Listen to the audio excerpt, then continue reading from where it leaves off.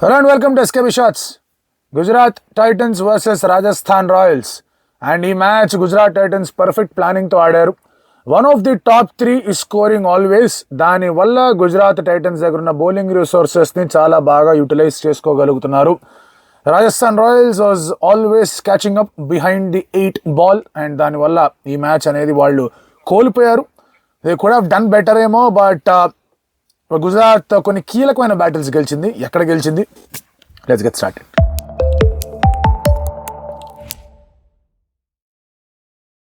Firstly ఈ మ్యాచ్లో మనం మాట్లాడుకునేది ఏంటంటే ది ఎఫెక్టివిటీ ఆఫ్ స్పెల్స్, సిరాజ్ది అండ్ అలాగే జోఫ్రా ఆర్చర్ది. Jofra Archer spell was very effective. In fact Shubman Gill wicket తీసాడు. మనం అనుకున్నట్టుగానే that battle Shubman Gill wicket పడింది. బట్ ఆర్చర్కి సపోర్ట్గా ఎవరైతే బౌలింగ్ వేశారో they were not able to generate that amount of pressure. Fazalhaq Farooqi వచ్చాడు, వాళ్ళ హసరంగా లేట్ టీంలో probably they might of miss జిమ్ ఏమో మిడిల్ ఓవర్స్లో. ఒకవేళ బట్లర్కి వాళ్ళకి వేసుంటే బెటర్గా ఉండేదని ఆలోచన ఉండేది.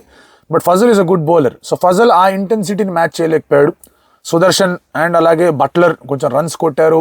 అలాగే మన ఫజల్ తర్వాత తుషార్ దేశపాండే వచ్చాడు. Tushar Deshpande went for runs. So power ప్లేలో 2 ఆర్చర్ ఓవర్లు మినహాయించేసరికి ఎక్కడ కూడా రాజస్థాన్ రాయల్స్ గుజరాత్ మీద ప్రెషర్ అనేది పెట్టలేకపోయారు.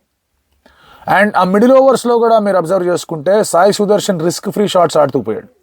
ఎవరెవరు వచ్చినా తీక్షణ బౌలింగ్ వస్తే తీక్షణ, తర్వాత లేదంటే కనుక ఇంకెవరు బౌలింగ్ చేసే ప్రయత్నం చేసినా కూడా ఇక్కడ సాయి సుదర్శన్ ఎక్కడ కూడా వికెట్ ఇచ్చే విధంగా కనిపించలే. There were 2 chances. కొన్నిసార్లు this is what is luck. ఆ ఛాన్సెస్ ఏంటంటే సందీప్ శర్మ అక్కడ ఒక డైరెక్ట్ హిట్ కొట్టుంటే సాయి సుదర్శన్ వెళ్ళిపోయేవాడు. ఎస్పెషలీ ఇమీడియట్లీ బట్లర్ వికెట్ పడిన తర్వాత సాయి సుదర్శన్ కనుక అక్కడ వచ్చి వికెట్ తీసుంటే things would have been different. Theekshana బట్లర్ని అవుట్ చేసిన తర్వాత విత్ దట్ రివ్యూ అక్కడే పడుంటే స్కోర్ 217 or 218 వచ్చేది కాదు.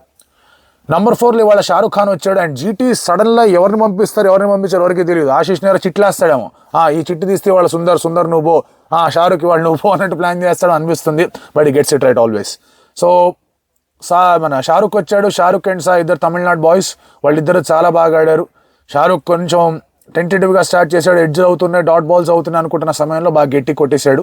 ఆ యాక్సలరేషన్ వాజ్ వెరీ ఇంపార్టెంట్. ఎందుకు అంటే you look at the middle overs of both the innings.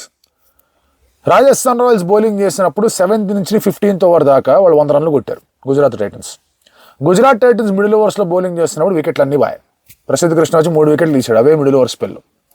So and అలాగే రషీద్ ఖాన్ వికెట్లు తీశాడు. సో ఆ స్పెల్లో Rajasthan Royals lost 4 or 5 wickets. Gujarat Titans scored 100+ runs, 2 వికెట్లు కోల్పోయారు. సో అది ఒక సివియర్ బ్లో అనేది రాజస్థాన్ రాయల్స్ మీద ఇచ్చింది. అండ్ దెన్ అగైన్ లాస్ట్లో కూడా షరఫ్ కూడా వచ్చాడు పోయాడు. రషీద్ ఖాన్ వచ్చాడు, కొన్ని షాట్లు కొట్టిపోయాడు. తెవాతే లాస్ట్లో బాగా ఫినిష్ చేశాడు. Rashid Khan no look shot కొట్టాడు, కానీ అవుట్ అయిపోయాడు. జైస్వాల్ మంచి క్యాచ్ పట్టాడు అతన్ని. బట్ 220 లాంటి స్కోర్ చేయాలంటే ఇట్ ఇస్ వెరీ టఫ్. ఇప్పటిదాకా 23-24 మ్యాచ్లు జరిగాయి ఐపీఎల్లో. కేవలం ఒకేసారి 200+ స్కోర్ అనేది ఛేదించబడింది. ఒక్కసారి చేస్తున్నప్పుడు చేసింగ్ టీమ్స్ 200+ కొట్టారు కాదనట్లా. బట్ సక్సెస్ఫుల్ చేజ్ అయింది మాత్రం ఒక్కసారి, అది కూడా అశుతోష్ శర్మ కొట్టిన చేస్. మిగతా ప్రతిసారి for all the talk of impact player batting hitting అది ఇది 200+ అనేది సక్సెస్ఫుల్గా చేజ్ అవ్వబడాలి. అలాంటి సమయంలో సిరాజ్ స్టార్టెడ్ వేళ 3 వైడ్లు మినహాయించేస్తే కనుక ఆ ఓవర్లో యశస్వి జైస్వాల్ 3 సార్లు బీట్ చేశాడు. ఆ 3 సార్లు బీట్ చేసిన impact was there on Yashasvi. అందుకే ఆ షాట్ అట్లా ఆడాడు హర్షద్ ఖాన్కి అగేన్స్ట్గా. మనం మాట్లాడుకున్నాం that Harshad might come in, Ishant Sharma ప్లేస్లో వచ్చాడు హర్షద్. అండ్ సిరాజ్ 3 సార్లు బీట్ చేసేసరికి ఇది ఇలా కాదు అని చెప్పేసి wanted to go square. Ball width కూడా లభించింది. జనరల్గా అలాంటి విడ్త్ లభించినప్పుడు మీకు డీప్ పాయింట్లో ఫీల్డర్ ఉన్నప్పుడు అటువంటి షాట్ ఆడడానికి ఆలోచిస్తారు.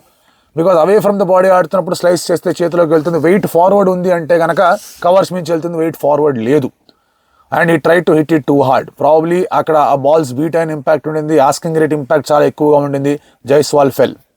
అండ్ దెన్ నీకు తర్వాత కూడా ఎక్కడ కూడా బ్లోస్ అవి రాకుండా సిరాజ్ బోల్డ్వెల్, నితీష్ రాణాకి ఊపర్ కట్ ఆడదాం అనుకున్నాడు. అతను ఎక్స్పెక్ట్ చేసిన ఎక్స్ప్రెస్ స్పేస్లో బాల్ రాలేదు. It was very very close for him to play that shot. And అతను కూడా థర్డ్ మ్యాన్ క్యాచ్ ఇచ్చి వెళ్ళిపోయాడు. Then there was a good partnership. Riyan Parag and అలాగే సంజు మధ్యలో మంచి పార్ట్నర్షిప్ కనిపించింది. రియాన్ పరాగ్ అతని పొటెన్షియల్ ఏంటో చూపించాడు. I was waiting Sai Kishore తీసుకొస్తాడు అప్పటిదాకా ఉంటాడా అని. But Riyan Parag got out. Kulwant Khejroliya బౌలింగ్లో అవుట్ అయ్యాడు. అది ఒక రకమైన నాకెందుకు కొంచెం డైసీ డెసిషన్ అనిపించింది. ఎందుకు అంటే ఏదన్నా బ్యాటర్ అంపైర్ అవుట్ ఇచ్చిన తర్వాత ఉత్తి పుణ్యానికి రివ్యూకి అయితే వెళ్ళడు. డిఆర్ఎస్కి వెళ్ళి అక్కడ ఎడ్జ్ తగిలిందంటే కానీ మొహం కొట్టేసినట్టు అవుద్ది. సో అలా వెళ్ళాడు అంటే కనుక basically there is some issue there. ఆ ఒక్క యాంగిల్ 18 హోల్ స్టాక్ ఆలోచించి ఉండాల్సిందేమో అనిపించింది నాకు థర్డ్ అంపైర్గా. జనరల్లీ ఏమవుతుందంటే స్నికో బాల్ కాంటాక్ట్ అయిపోయిన తర్వాత వస్తుంది స్నికో, అది దట్ ఈస్ యాక్సెప్టబుల్, ఎందుకంటే light travels faster than sound. Visual అనేది లైట్, స్నికో అనేది సౌండ్. సో లైట్ అనేది ఫాస్ట్గా ట్రావెల్ అవుతుంది సౌండ్ కన్నా, కాబట్టి బాల్ ఇలా వెళ్ళిపోయిన తర్వాత స్నికో వచ్చినా కూడా ఎడ్జ్కే తగిలిందని చెప్పేసి మనం నిర్ధారణకు రావచ్చు. బట్ బాల్ ఇక్కడ ఉండగా అంటే బ్యాట్ ముందు ఉండగా స్నికో వచ్చింది, విచ్ మీన్స్ బాల్ తగల బ్యాట్కి. ఆ తర్వాత కూడా స్నికో ఉండింది, అది that was a confusing matter. అందుకే నాకేమనిపించింది అంటే ఇంకొక 2-3 యాంగిల్స్లో 2-3 మళ్ళీ శాంపిల్స్లో చూసుంటే బెటర్గా ఉండేది before making the decision. Arguably Riyan Parag is very sad, ఎందుకంటే మంచి టచ్లో కనిపించాడు అతను. Just the kind of bad luck అతనికి అని చెప్పుకోవాలి. ఎడ్జ్ తగిలి ఉండొచ్చేమో ఇంకో 2-3 యాంగిల్లో చూస్తే తెలిసేది. బట్ ఫ్రమ్ అ బ్యాటర్ సైకి నేను మాట్లాడేది ఏంటంటే ఉత్తుపుణ్యానికి ఎవడు రివ్యూ తీసుకోడు అంత క్లియర్గా ఎడ్జ్ అయిపోయి తెలిసింది అంటే. కొన్నిసార్లు తెలియకుండా ఉంటుంది, బ్యాట్ గ్రౌండ్కి తగిలినప్పుడు అదే టైంలో ఎడ్జ్ అయిందంటే తెలియకుండా కూడా ఉంటుంది. అందుకే 18 హోల్స్లో కొంచెం ఆలోచించి తీసుకుని ఉంటే బాగుండేది అనిపించింది ఆ నిర్ణయం. ఆ తర్వాత they never really got going. మీకు ప్రసిద్ధ్ కృష్ణ వచ్చాడు, ధ్రువ్ జురేల్ వికెట్ తీశాడు. ఆ తర్వాత మీకు రషీద్ ఖాన్ వచ్చాడు, అతను వికెట్లు తీయడం మొదలుపెట్టాడు. Of course there was again small partnership Hetty and అలాగే సంజు మధ్య, అండ్ ప్రసిద్ధ్ కృష్ణ వచ్చి సంజు వికెట్ తీశాడు. In fact you look at the resources that GT had. వాళ్ళు అర్షద్ ఖాన్, సిరాజ్ స్టార్ట్ చేశారు, దాని తర్వాత ప్రసిద్ధ్ కృష్ణ, కుల్వంత్ కేజ్రీవాలే వచ్చాడు, రషీద్ ఖాన్ అలాగే వచ్చాడు 5వ బౌలరు. వాళ్ళు సాయి కిషోర్ని వాడచ్చు, వాషింగ్టన్ సుందర్ని వాడచ్చు. 7 ప్రాపర్ బౌలర్లు ఉన్నారు వాళ్ళ దగ్గర. ఆ 7 బౌలర్లు ఇదేం జట్టురా అనుకుని డౌట్లు వస్తే, అందరికీ అవే డౌట్లు వస్తాయి. బట్ దేర్ టాప్ 3 పర్ఫామ్ చేస్తున్నంత వరకు, టాప్ 3లో ఒక్కడు బిగ్ ఇన్నింగ్స్ ఆడుతున్నంత వరకు ఈ 7 ఉన్నా కూడా వాళ్ళకి ఎటువంటి ప్రాబ్లం రాదు. The problem comes when top 3లో అందరూ హ్యాండ్ ఇస్తే, ఆర్ పెద్ద స్కోర్ చేజ్ చేయాలంటే టాప్ 3లో ఇద్దరు హ్యాండ్ ఇచ్చినా వాళ్ళకి సమస్య. బట్ షారుఖ్ ఖాన్ టచ్లోకి రావడం ఇవాళ, రషీద్ ఖాన్ వికెట్లు తీయడం వల్ల, these are positive things. And asking rate was always high. ఇందాక మనం మాట్లాడుకున్నట్టుగానే పవర్ ప్లేలో స్కోర్స్ ఆర్ ఆల్మోస్ట్ నియర్, ఒక వికెట్ ఎక్స్ట్రా పోయింది వాళ్ళకి, రాజస్థాన్ రాయల్స్కి.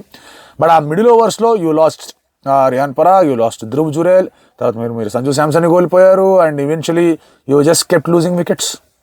ఇన్ ది ఎండ్ చూసుకుంటే కనుక మీకు సాయి కిషోర్ వచ్చాడు, తుషార్ దేశ్పాండేని అవుట్ చేశాడు, ఆ తర్వాత మీకు ప్రసిద్ధ్ కృష్ణ, సిమ్రాన్ హెట్మయర్ని అవుట్ చేశాడు. వికెట్లు పడుతూనే వచ్చాయి ఆ 7th నుంచి 17th ఓవర్ స్పేస్లో. That is where they needed to accelerate. ఆ యాక్సలరేషన్ అది రాజస్థాన్ రాయల్స్కి రాలా. They'll be feeling bad that ఇలా ఎలా మిస్ అయిపోయింది అని చెప్పేసి. అండ్ 200+ స్కోర్ చేయాలి అంటే కనుక ఓపెనర్స్ ఇద్దరూ స్ట్రాంగ్గా ఆడాలి.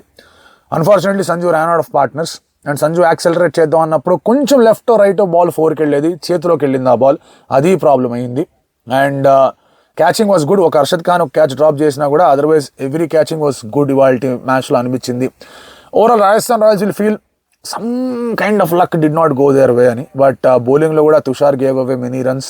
వాళ్ళకి తీక్షణ బాగా రన్లు ఇచ్చేశాడు, ఫజల్ బాగా రన్లు ఇచ్చాడు. ఆర్చర్ చేత ఇంకొక ఓవర్ వేయించాల్సిందా అనిపించింది నాకు గిల్ పడిన తర్వాత. ఎందుకంటే అక్కడ ఫార్వర్డ్ షాట్ లెగ్ని పెట్టి బట్లర్ని ఇబ్బంది పెట్టాడు జోఫ్రా ఆర్చర్. ఇంకొక ఓవర్ అక్కడ ఇచ్చుండుంటే, ఇంకొక వికెట్ అక్కడ పడుంటే ప్రాబబ్లీ ఇంకా కొంచెం స్ట్రాంగ్గా తయారయ్యే వాళ్ళేమో అనిపించింది. అది కుదరలేదు. కొంచెం అగ్రెషన్తో వెళ్ళాలా లేదా ఆగి వెళ్ళాలా అనే ఆలోచన ప్రతి క్యాప్టెన్కి ఉంటుంది. That is understandable. And Sanju took the defensive path. Aggressive పాత్కి వెళ్ళుంటే బాగుండేదేమో అనిపించింది. ఈవెన్ ఇఫ్ ఈ ఫెయిల్డ్ బాగుందేమో అనిపించేది. శుభ్మన్ గిల్ డిడ్. సిరాజ్ లాస్ట్ ఓవర్లో వెళ్ళే రన్స్ వెళ్ళాయి 3rd ఓవర్లో, బట్ వికెట్ వచ్చి ఉంటే కనుక things would have been sealed అక్కడే. సో ఆ విధంగా మనం మాట్లాడుకుంటే the effectivity of the spells మనం చూసుకుంటే దాని కాంబినేషన్ వర్క్ అనేది జీటీకి బాగా హెల్ప్ అయింది. హర్షద్ ఖాన్ ఒక వికెట్ తీయడం, where others could not take any wicket. And దానివల్ల GT top of the table, sitting very very pretty with heavy margin. And వాళ్ళు ఇన్ఫ్యాక్ట్ వాళ్ళ victories against RCB, Mumbai, RCB and SRH అనేవి వాళ్ళకి చాలా హెల్ప్ అవుతాయి. బికాస్ ఆ మ్యాచెస్లో they were not the favourites.